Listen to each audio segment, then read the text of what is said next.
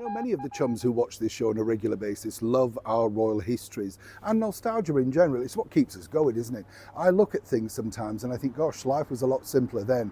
For those that lived in the United Kingdom, I remember the big thing at Christmas was the Blue Peter advent calendar and the way that they made all those beautiful Christmas things very cheaply for those that couldn't afford it. And that was a real start of Christmas for me. You know, it was really nice to see things like that.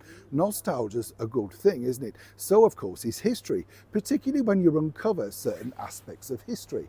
You see, when I look back and you kind of think at things, and I've been lucky enough, as I said many times, to interview so many wonderful people who are so much associated with the monarchy and, of course, the world of show business, it's amazing what stories pop up. You know, you just kind of think, oh, I didn't know that. You know, you could be interviewing, say, somebody like Michael Crawford, and he'll suddenly tell you a marvellous story about the royal family, and you think, well, no idea about that, you know. Or indeed the beautiful Bonnie Langford, who told me all about doing a very major royal gala, and in the afternoon when she was rehearsing, she saw a ghost, yes, at the Theatre Royal Drury Lane, and apparently she was petrified that ghost was going to pop out during a performance, which was in front of the Queen Mother. It might put her off. You know, I find these things fascinating. Cast your mind back to a wonderful period. This was 1977, and this was the Queen's Silver Jubilee. An amazing thing, really, because I remember this, you know, being at school, and believe it or not, I was very young, but you know, at that point, we didn't really know, but they taught us about what the Jubilee was and what she stood for, and it was pretty amazing. Now, that year on the television was the Royal Variety Performance.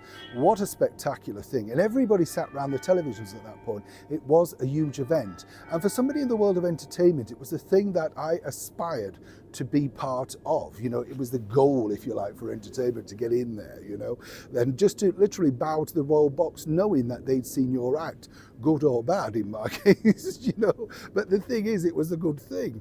Now, here's where it gets really interesting, because when you think about it, there cannot have been many performers that would not want to appear in front of the royals, but there are one or two. And this particular story came to me from, well, quite a few people, in fact, but predominantly Des O'Connor. Now, Des is a very much loved British entertainer, sadly no longer with us, but could do everything, you know, sing, dance, act.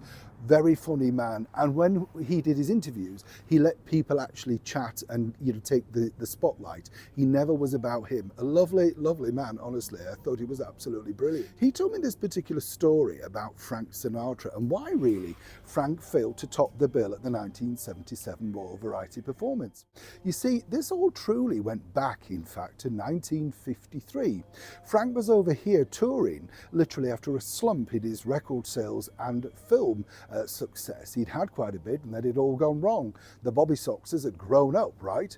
And so he was over here touring places like Kilburn State Cinema, Liverpool Empire, the Opera House in Blackpool, and of course the London Palladium alongside the Skyrockets Orchestra, along with great people like Wilson, Keppel and Betty. Yes, a brilliant act. Look them up. Honestly, very funny even today. Now, what happened was it wasn't a terrific success, and the producer Johnny Hamp confirmed this to me. He was a major producer for Granada Television and also helped put on the shows at Granada Cinemas at that time. Now, Frank, of course, was sort of middling about this. You know, he didn't really, I think he was kind of looking for the next big thing.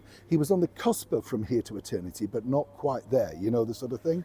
But what had apparently happened was that he'd been insinuated that he could possibly now actually become part of that year's Royal Variety. What better? 1953, the coronation year.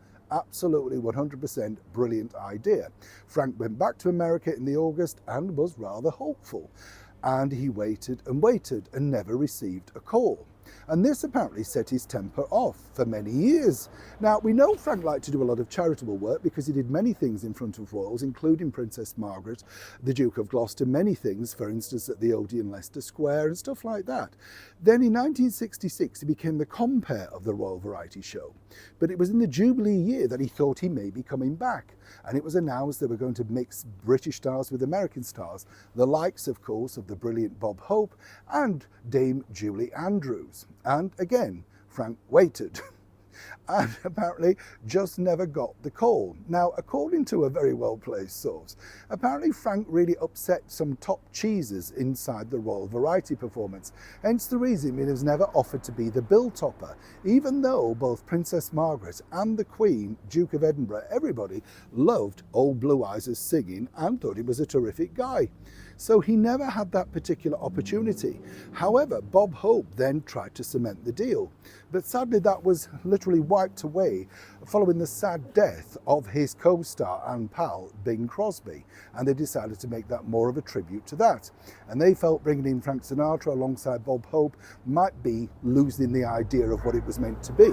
So once again, Frank sadly never got his chance to bow to the royal box on a royal variety show after singing a selection of his splendid songs.